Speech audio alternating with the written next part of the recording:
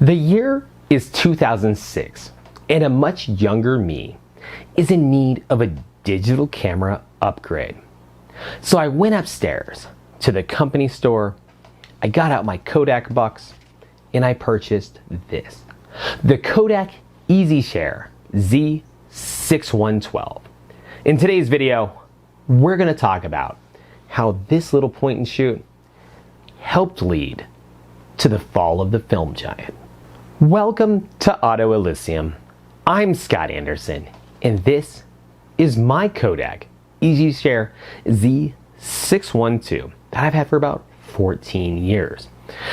Aesthetically, this camera is gorgeous.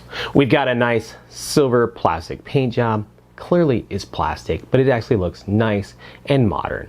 Even in 2020, we've got a nice chrome accent going around the side, and this SLR style body fits great in the hand. It really was a nice upgrade at the time to have something that contoured your hands. Seems common and normal now, but in 2006, kind of a new feature. Even my Minolta SLR at the time was still a flat-bodied camera style. So from the outside, this camera looks fantastic. Under this lens cap lives a Schneider 35mm to 420mm zoom lens.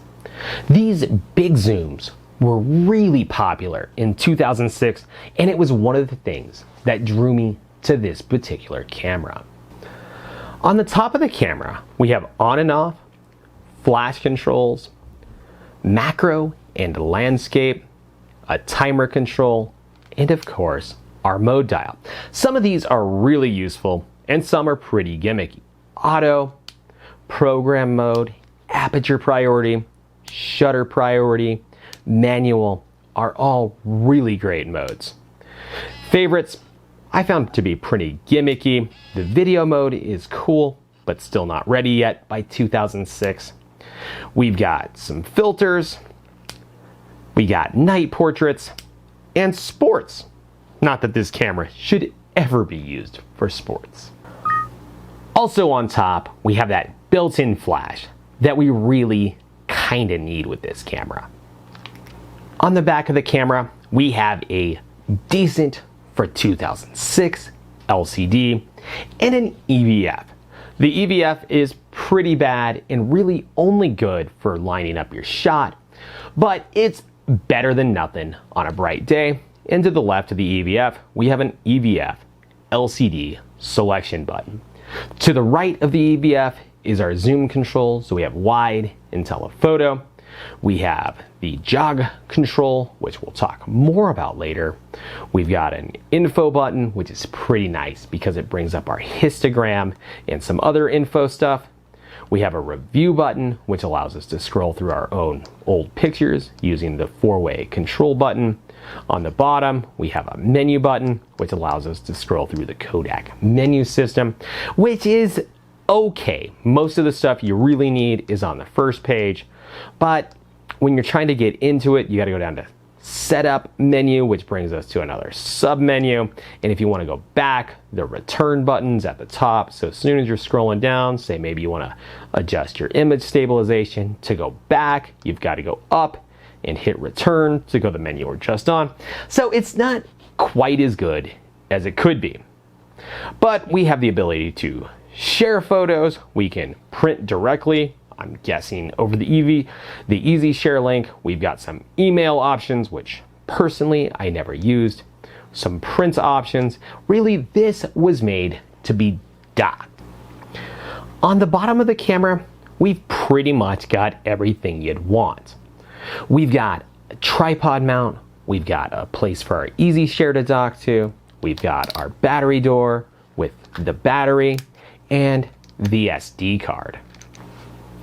In the grip, we have a USB port. This appears to be some sort of Kodak proprietary port. I've since lost the cord, but it allowed you to transfer photos to your computer or also plug in an AV connector so you can send photos directly to your TV. Below it is a 3-volt power port, which you did have to buy the cord separately from Kodak, but it allowed you to power the camera externally. I wish all cameras had this today. From the outside, it's a really compelling camera. Brand new, it sold for about $300, but I paid much less. I purchased this from the Kodak store using Kodak bucks. I want to say it was $200-ish. Kodak bucks? What are Kodak bucks? Well, back in the day, when you worked at Kodak and you met certain production goals, they'd give you Kodak bucks. You could then take those Kodak bucks upstairs to the company store and buy whatever you wanted. So the items you were already purchasing were already discounted pretty much at Kodak's cost, and then you could buy it with money you earned working on the job that you really couldn't spend anywhere else. The sensor in this camera is really pretty good for 2006. It's 6.1 megapixels. I realize in 2020 that's not a lot of megapixels, but for 2006 that was really pretty good. We've got ISO options from 80 to 400. It doesn't sound like a lot today, but going from 35mm, where I was used to shooting 100 speed or 400 speed film, I really felt right at home with these ISO options. So video, it's 2006. Video is a novel feature in a camera. How's the video on this thing? And the video is, well, not great. We're currently recording in 640. The microphone's not brilliant. If we zoom in, we can hear the zoom mechanism. If we try to focus, we hear that, and it really doesn't even pull the bars up for the focus. But for 2006, video was just a nice added feature. And to have it on something that gave you a 400mm equivalent lens, that was super cool. Though, look at that focus. It just can't do it, and it's jumpier than crap. Feature-wise, this camera looks fantastic. So what went wrong? In actual use, this camera was terrible. The auto mode struggles to get the exposure right in everything but the best lighting conditions. You take it out in bright sunlight and it'll give you an okay photo, but your highlights will be a little overexposed. It's not the sharpest thing in the world. The focusing system's really gonna struggle, but it's gonna be okay. And really, okay is about the best this camera was capable of. Now, in low light, it's a completely different story. It's completely useless. It may have night modes, but they're useless. It just cannot take a good low light picture. Now, the auto mode I could forgive because it's 2006 if it had good manual controls, but it doesn't. The manual controls are worse than the auto controls. So we have an aperture priority, we have shutter priority, we have manual modes. It sounds great, but they're failed by the jog wheel. So we put it in manual, it's a pain in the butt to change between our different aperture settings and shutter speed. I'll put an input in and sometimes it takes, sometimes it doesn't. It's the most infuriating thing to do. Just trying to choose between aperture and shutter is difficult. And then once you do find that, you have to push in on the shutter control and try to make it change, and it just won't. It'll jump around the screen trying to change between aperture, shutter. Maybe it'll change the dial you're looking for. Maybe it won't. It's absolutely infuriating and nearly impossible to use. I would say that it's because it's 14 years old, but I didn't shoot this camera in manual because 14 years ago, it was still horrible. So I see it in the comments. Now, Scott, this is 2006. You're being too hard on Kodak. No, I'm not. This is a Kodak Pony. This Kodak was made from roughly 1955 to 1958. And guess what? Adjusting aperture and shutter priority is super easy. To adjust aperture, it's a little slider right on the lens. Oh look, we are adjusting aperture. Nothing hard about it. Shutter speed, oh, little dial right there. Super easy, super fast, super intuitive. This is 1955. Kodak in 2006 couldn't match the same ease of use as a camera built in 1955. And then there's the focus system. It's contrast based, which is okay for 2006, but we have limited options for it. Really, we have a choice between continuous autofocus and single autofocus. And then there's our zone selections. We have multi, center, and selectable. Selectable really does seem like the best autofocusing, but it's really limited. We've got the center, we've got one up, one down, and then from center, we've got one left, and from center, one right. And that's it. And I say from center because I can't be on one side and hit up or down and have it know that I want to make the jump. No, we have to go from side to center to up. So to go from one autofocus to another is 2 clicks. So manual focus must be the answer. Manual focus only works in the manual mode.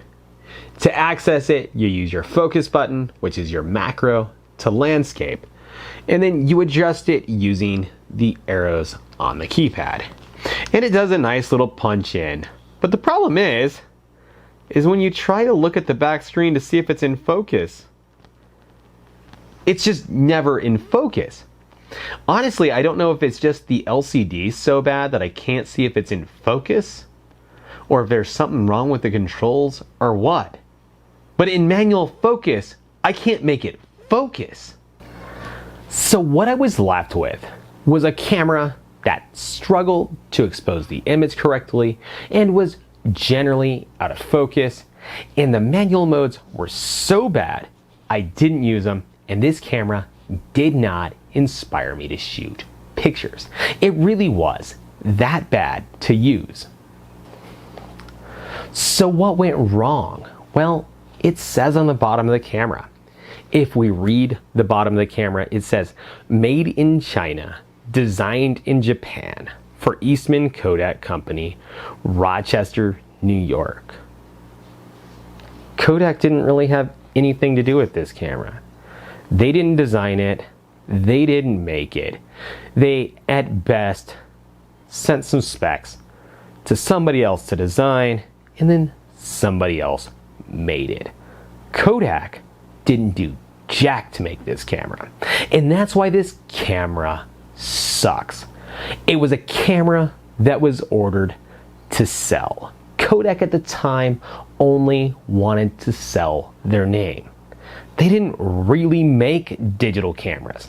Somebody else designed them, somebody else made them, and they were made to the lowest possible cost. These were not photographer cameras. When I started the video, I said I really liked the design of this camera, and I do, and I think it would have been really easy to fix. This jog on the back is actually a really nice feeling wheel, and if it worked well, that would be one thing. So if they would have made this work correctly and put another one on the front, had one dedicated to aperture, the other dedicated to shutter, that would have made this camera usable. In manual mode, I could adjust my shutter, aperture in a very similar way to a SLR of the time. It would have made this camera so much more usable. As far as autofocus, I need a good manual focusing system. The autofocus isn't good enough. It's only 2006. And this kind of camera, not made for photographers, was kind of the norm for 2006. They didn't inspire you to shoot photos, they didn't inspire you to take it out of manual, so they sucked. And Kodak sold a lot of stuff that sucked. Their EasyShare dock, Not so easy.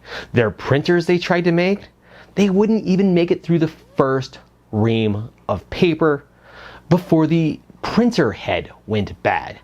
Kodak made junk products. Actually, Kodak didn't make most of their products. They outsourced their products, they bought a bunch of junk products, slapped their name on it, and guess what? Kodak died because Kodak tried to sell the public junk. At this point, I probably sound like a disgruntled Kodak employee, but that's not true. Kodak was two businesses in 2006. We had our digital, but we also had our silver halide products. I was on the silver halide side of the business, and we made amazing products. I'm a big fan of this Kodak, not this Kodak. The biggest standout on this camera has to be its battery pack. This is a lithium-ion battery pack. It's a proprietary design for this camera, and it uses a proprietary charger. But this battery is 14 years old and works fantastic. It charges right up. I've been using it for about 24 hours in my camera, walking around the house, doing casual shooting, and the camera still turns on and shows a pretty good charge. So great work, Kodak. You got the battery right. I mean, made in Japan for Eastman Kodak Company, Rochester, New York. Damn it, Kodak!